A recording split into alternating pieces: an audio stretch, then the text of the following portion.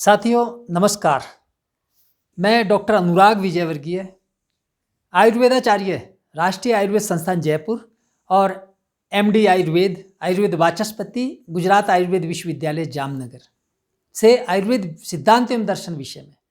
साथियों दर्शकों, आज का जो मेरा विषय है वो एक मैं रहस्य आपको, आयुर्वेद का बहुत बड़ा रहस्य आपको बताने जा रहा हूँ। आज का विषय है, एक तो महिलाओं, माताओं, बहनों को फाइब्राइड यूट्रस की बहुत शिकायत है, रसोलियाँ, पीसीओडी और ऐसी भी इस तरह से ये बीमारियां हैं। गलगंड, गले में गांठें होना, और गंडमाला, ये थायराइड रोगियों को ऐसा होता है। अपची एक रोग है कंठमाला, जिसे कहते हैं गले में माला की तरह गांठें होना। इसको क्रॉनिक ट्यूबरकुलर लिम्फेडेनाइटिस भी कहा जाता है। इसी प्रकार से ग्रंथि रोग, सारे शरीर में गांठें पैदा होना, ट्यूमर, ब्रेन ट्यूमर, इन सब बीमारियों में इलाज नहीं। आज मैं सिर्फ आपको डाइट बताने जा रहा हूं कि इनमें क्या खाना चाहिए और क्या नहीं खाना चाहिए। तो इसमें क्यों बता रहा हूं डाइट? क्योंकि जैसे ही आप रसोलियाँ और पीसीओडी और ये सब ट्यूमर इत्यादि बीमारियों में जैसे ही आप डाइट का, अपने आहार में परिवर्तन करते हैं, तो आपको होता क्या है कि इस परिवर्तन से आपकी बीमारी वहीं पर रुक जाती है और ये गांठें और रसोलियों का साइज धीरे धीरे घटने लग जाता है बिना किसी दवा के। आप करके देख लेना। मैंने हजारों रोगियों पर ये परीक्षण किया और उनको बिना दवा के भी बहुतों को लाभ हो गया। तो आप करके देखिए। ये आहार का थोड़ा सा परिवर्तन आपको बहुत ही, एक तो ऑपरेशन से बचाता है। ये सब बीमारियां ऑपरेशन की हैं। आप एलोपैथी में जाएंगे तो आपको ऑपरेशन की ओर धकेलने में वो जरा भी देर नहीं लगाएंगे। लेकिन आयुर्वेद में अच्छी बात यह है कि आहार परिवर्तन से ही इन रोगों का उपचार होने लग जाता है। तो साथियों, जिन माताओं बहनों को रसोलियाँ, पीसीओडी की शिकायतें हैं, वे बिल्कुल भी नहीं घबराएं, क्योंकि मैं उनको इस रोग के सफल उपचार की चाबी सौंप रहा हूँ। एक प्रकार से उनके लिए परहेज बहुत महत्वपूर्ण है। और ये परहेज जो बता रहा हूँ कि जिन महिलाओं को, जिन माताओं बहनों को डॉक्टरों ने सर्जरी की सलाह दे दी थी कि बिना सर्जरी के ठीक नहीं होगा, तो वो महिलाएं ठीक हुई। उन युवतियों को पीसीओडी में लाभ हुआ, रसोलियों का साइज घटा, रसोलियां, अनेक रुग्णाओं की रसोलियां पूरी तरह गायब हुई। और इसमें आपको लगता है कि यदि आपको प्रमाण चाहिए तो आप मेरे द्वारा लिखित ये पुस्तक है, सर्जरी से पहले आयुर्वेद आजमाएं। इसमें सारे प्रमाण दे रखे हैं कि कौन रोगी ठीक हुआ, कब ठीक हुआ और किसकी रसोली ठीक हुई, किसकी पीसीओडी ठीक हुई। इसी प्रकार से एक पुस्तक है, जीवन शैली के रोग और आयुर्वेद। इसमें भी ऐसे ही रेफरेंसेस दिए हुए हैं कि जिन माताओं बहनों को रसोलियाँ, पीसीओडी में बहुत लाभ हुआ, सारे शरीर में ऐसी रुग्णाएं हमारे पास आई जिनके सारे शरीर में गांठें हो गई थी। तो इन पुस्तकों का मैं लिंक आपको यहाँ दे रहा हूँ, आप उनको पढ़ सकते हैं। तो जिनको सारे शरीर में गांठें हो गई, उनको भी इस आहार परिवर्तन से लाभ मिला और गांठें घुल गई। अब पूरे शरीर में जिसको गांठें हो गई, तो क्या पूरे शरीर का ऑपरेशन करेंगे? तो ऐसे रोगियों को डॉक्टर हाथ नहीं लगाते। इसी प्रकार से आपके जिन माताओं बहनों को या जिन लोगों को डायबिटीज है, तो उन रोगियों को भी ऑपरेशन खतरे से खाली नहीं होता है। तो ऑपरेशन की तरफ जाने की बजाय ऑपरेशन तो तब कराएं जब बिल्कुल आत्यायिक स्थिति है कि इसके अलावा अब काम नहीं चलने वाला है। लेकिन साथियों, इन रोगों में जो मैंने रोग बताए, इनमें बिना ऑपरेशन के रोगी ठीक हो जाते हैं और हजारों रोगियों को हमारी दवाइयों से लाभ हुआ, हमारे उपचार से लाभ हुआ। तो अब यह है कि औषधियाँ भी थोड़ी सी सेवन करनी होती हैं। परहेज है, पहले आहार में परिवर्तन, उसके बाद परहेज, उससे भी रोग ठीक होते हैं। तो आज मैं एक संक्षेप में ये बता देता हूँ कि भूल कर भी सर्जरी नहीं कराएं। होता क्या है, सर्जरी के द्वारा माताओं बहनों का, उनका यूट्रस निकाल दिया जाता है, बच्चेदानी निकाल देते हैं। तो होता क्या है कि पूरे शरीर का ढांचा बिगड़ जाता है। और मैं ऐसी अनेक महिलाओं को जानता हूँ जिनका यूट्रस निकाला गया, तो उससे बहुत उनको नुकसान हुआ। अनेक तो ऐसी हैं जो बिल्कुल काली पड़ गई। क्यों पड़ गई? उनमें हीमोग्लोबिन की कमी आई, ऑस्टियोपोरोसिस हो गया, अस्थि विरलता जिसे कहते हैं, ऑस्टियोपिनिया हो गया। इसके अलावा और भी बहुत सारे रोग। और ऐसी महिलाओं का तेज, ओज और चमक बिल्कुल समाप्त हो जाती है ऑपरेशन के बाद। और अनेक महिलाएं सर्जरी के बाद समय से पहले बूढ़ी दिखाई देने लगती हैं। तो आयुर्वेद में साथियों इन रोगों का बहुत सफल इलाज बताया गया है। और मैं यहाँ पे बता दूं कि इसमें सबसे बड़ी बात क्या है कि एक जगह ये कह रखा है कि ऐसे ऑपरेशन जो हो जाते हैं, यूट्रस निकाल दिया जाता है, तो होता क्या है, शास्त्र में लिखा है कि एक तो दौर्बल्यम भ्रमो मूर्छा मदस्तृषा, क्या क्या शिकायतें आती हैं, दुर्बलता हो जाती है स्थायी रूप से, भ्रमो चक्कर आने लग जाते हैं कई माताओं बहनों को, मूर्छा कईयों को बेहोश भी हो जाती हैं, और मदस्तृषा, और कईयों को बहुत ज़्यादा पानी की प्यास लगती है, और पानी बार बार पीने के बावजूद भी प्यास नहीं बुझती है। दाहे प्रलापे पांडुत्वम तंद्रा रोगाश्च वातजा, शरीर में, सारे शरीर में जलन पैदा हो जाती है, और ऐसी माताएं बहनें बहुत ज़्यादा प्रलाप यानी बोल बार बार उनमें बहुत बोलने लग जाती हैं। पांडुत्वम एनीमिया हो जाता है, तंद्रा, और उनके शरीर सुस्त पड़ जाता है, बिल्कुल सुस्ती रहती है, हमेशा सुस्ती आलस्य से पीड़ित रहती हैं, फुर्ती खत्म हो जाती है, चुस्ती फुर्ती खत्म हो जाती है, और अनेक अनेक प्रकार के वातज रोग पैदा हो जाते हैं।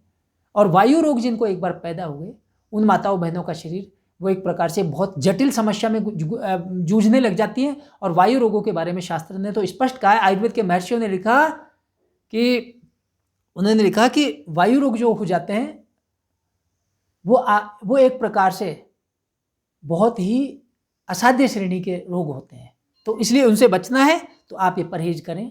तो मैंने जो बीमारियां बताई, रसोलियाँ, पीसीओडी, ब्रेन ट्यूमर, गांठें, सारे शरीर में गांठें होना, इनके रोगी को सबसे पहले जैसे ही आपको पता चले तो पहला काम क्या करें, ये परहेज जान लें और परहेज तत्काल शुरू कर दें।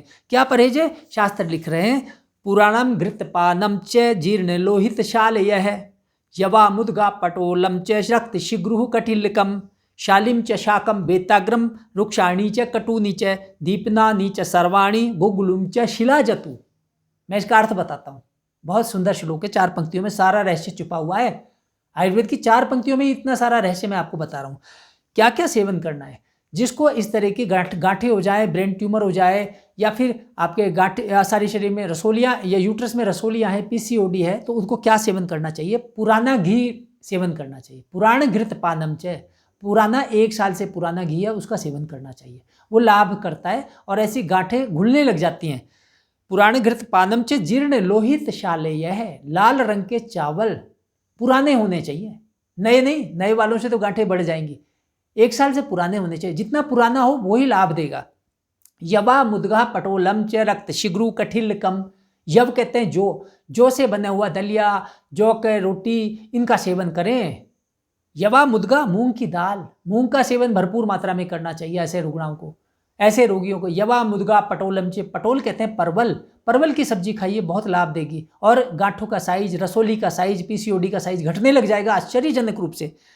और इसके अलावा शालिम च शाकम बेताग्रम रुक्षाणी च कटूनी च, ऐसे पदार्थ खाइए जो रूखे हों और कटु रस वाले हों, यानी कटु रस रहता है, जैसे आप दालचीनी है, तेजपात है, काली मिर्च है, ये कटु रस की चीज़ें हैं, इनका सेवन करना चाहिए। और शास्त्र में तो एक जगह साफ लिखा है कि आयुर्गिरते गुड़े रोगा नित्यम मृत्यु विदाहिषु आरोग्यम कटु तिक्तेषु बलम माशे पयस्तु च। आरोग्यम कटु तिक्तेषु, कटु और तिक्त रसों में आरोग्य छिपा हुआ है। यदि आपको सेहत चाहिए तो आपको कटु और तिक्त रस का सेवन करना चाहिए। कटु रस की हम बात कर रहे थे, तो रसोलियों को घटाता है, फाइब्रॉइड यूट्रस को घटाता है, पीसीओडी को घटाता है, आपके ब्रेन ट्यूमर का साइज घटाता है, सेवन करें। अदरक कटु रस है।